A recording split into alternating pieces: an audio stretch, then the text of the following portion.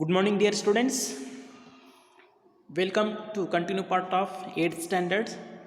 In the last class, we have discussed about the public administration. Yes, that is, we have discussed about the public administration's meaning, importance, yes, and scope. Yes. So in this class, we are going to discuss about the next point, that is recruitment and training. Yes. So what is the meaning of recruitment? Can you tell me? No. Okay, fine. So the process of searching eligible candidates for the civil service and motivating them to cooperate for the civil services is called recruitment. Yes, that means the searching of a eligible candidate, so that we called recruitment. Yes, and efficient administration is based on efficient recruitment process. Yes, if the recruitment process is very efficient, then we will get the very efficient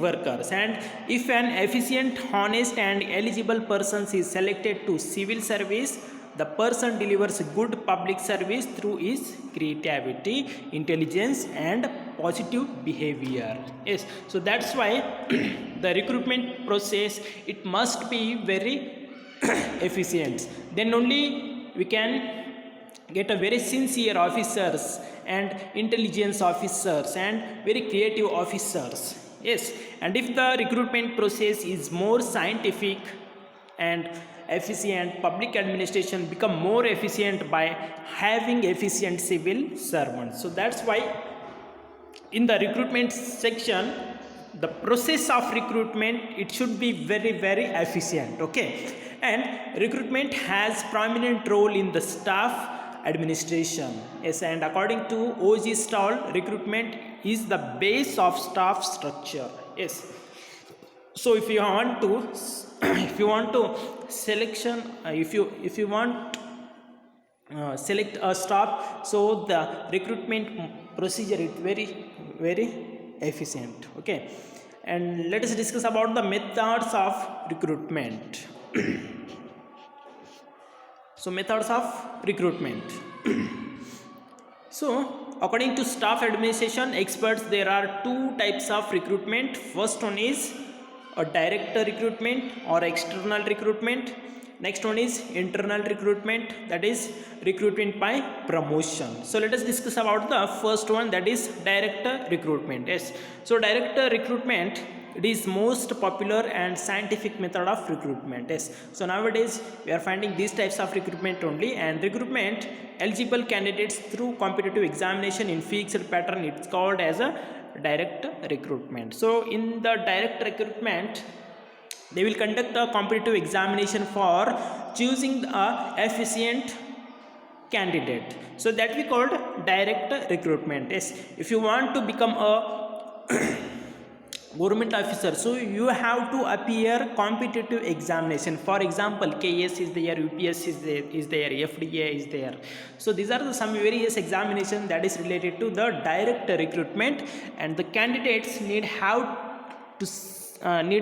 to have some general qualification and specific qualification to enter into the service through direct recruitment. Yes, so while taking the direct recruitment or while appearing the direct recruitment examination, so we have some qualification or specific qualification according to that post. For example, if you want to become a FDA, so we have completed our graduation, or if you want to become a school teacher, so we have to completed B.Ed course. So there are some qualifications and special qualification to enter the service. So these are very important. So that is called direct recruitment. Next one is internal recruitment.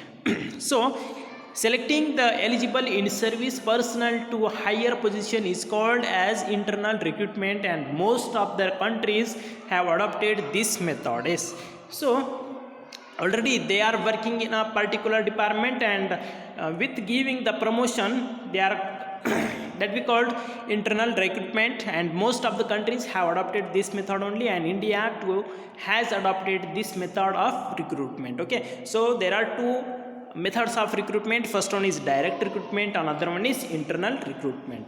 Okay, so next point is training. So training, the efficiency of civil service personnel depends on the quality of the training received. Yes, so if one officer he is selected as a IS officer or whether KS officer, so we have to give some quality of the training. Yes, then only he can work very efficiently. Yes, and as the modern administrative functions are very complex in nature, and the personnel need to undergo proper training to know and manage the administration functions. So nowadays the administration, it is very complex, so that's why we have some training. For example, if you are you have appointed as a FDA, so you have to know about the how to operate the computer. Yes, so that's why they will give you some training. Okay, and only through proper training the personnel can gain the necessary knowledge to perform. And training has a special place in public administration, since the challenge of managing and running complex technical works is part of the modern governance, and the importance of training is increasing. Training in a continuous process. Yes, and next types of training. Yes, so there are so many types of training, so it is very useful in the administration. So let us see. So training is divided into 5 types based on the method, duration, level of training, aim of training, and institution providing the training. So first one is formal and informal training. Okay, so what does it describes? So let us see.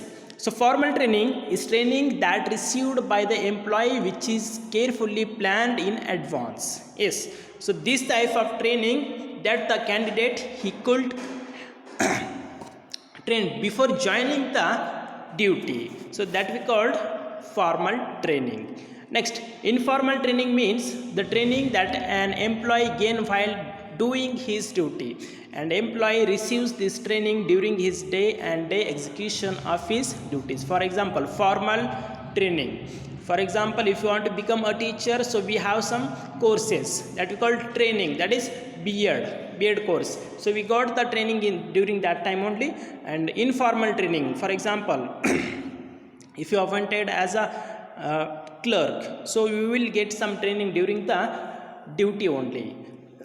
So there are 2 types of training, formal and informal. Formal means the training that has received by the employee which carefully planned in advance. Yes, that means the training it was get by plan. Next, informal trainings, that means the gains these types of training it gains while doing his duty. Got it? Next, pre-service and post beginning of service training. Yes, so pre-service training it prepares the future employee for the civil service. Yes, and post beginnings of service training is provided to those who have been selected to specific post, and this training aims at imparting better skills and efficiency. So as we know, pre-service means before the service, and post beginning means before joining the service. Next one is short term and long term training. Yes, so short term training is for 4 to 6 week duration. For example, the doctor selected through public service commissions undergo 6 week training. Yes. Next, the long term training is continuous in nature, and its duration would be 1 or 2 years. Yes, and the training is given to the candidate selected for all India service in the example for these types of training. Okay. Next one is departmental and central institutes training. So the training it provided by specific department for the candidate selected for, it is called departmental training. For example, police personnel training. Next one is the training it is provided by a central government institution, is called central institute training. For example, the training it is provided by Lal Bahadur Shastri National Administrative Institute in Missouri. Got it? Next one is skill training and background training. A training aiming in increasing the skills of the personnel is called skill training. For example, the compulsory BA training for high school teachers, that we called skill training. Next one is background